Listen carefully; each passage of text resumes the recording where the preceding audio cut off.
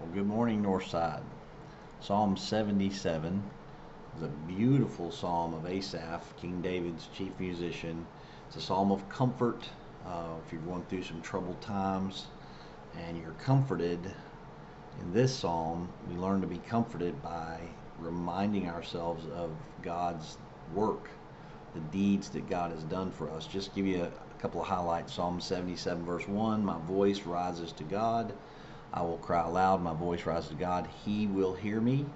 In the day of trouble, I sought the Lord. In the night, my hand was stretched out without weariness. My soul refused to be comforted. When I remembered God, then I'm disturbed. When I sigh, then my spirit grows faint. So he's going through some very troubled times, crying out to God.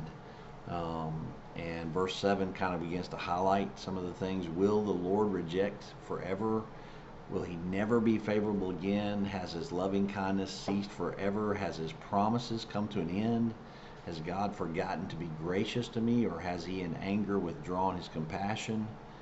Then I said, It is my grief that the right hand it is my grief that the right hand of the Most High has changed.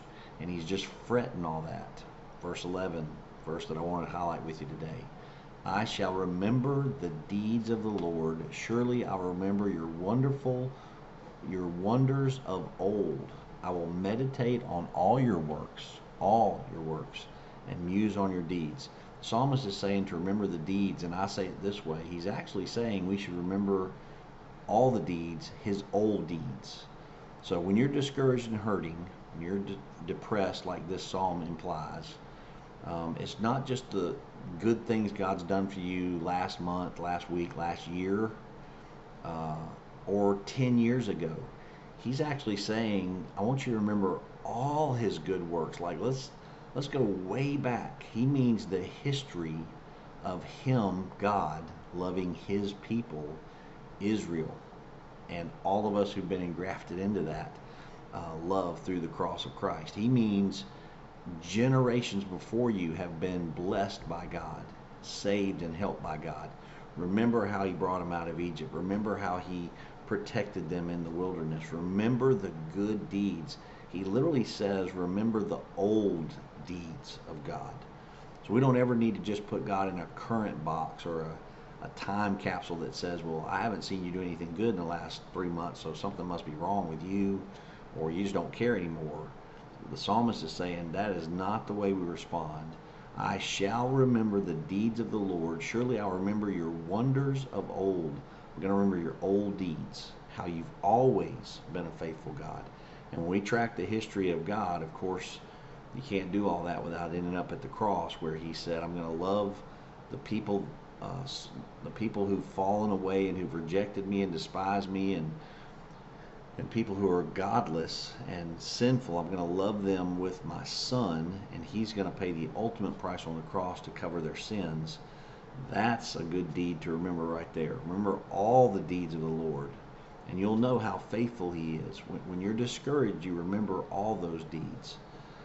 And the psalm ends with some beautiful words. He says, there's a lot of cool things in there, but just verse 13, your way, O God, is holy. What God is great like ours? When you start thinking about his deeds and backing way up in time, you go, man, what a God we have. What God is like ours? You are the God who works wonders. You have made known your strength among the peoples.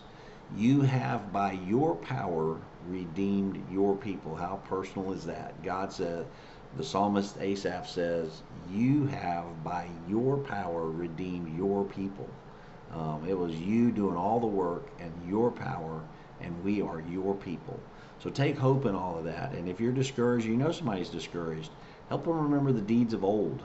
Not just the good things God's done for you for the last 10 years of your life or 20 years, or you go back to your whole life and your childhood, but the deeds that he's done to the generations. I was thinking when I was reading this, meditated on it the other day.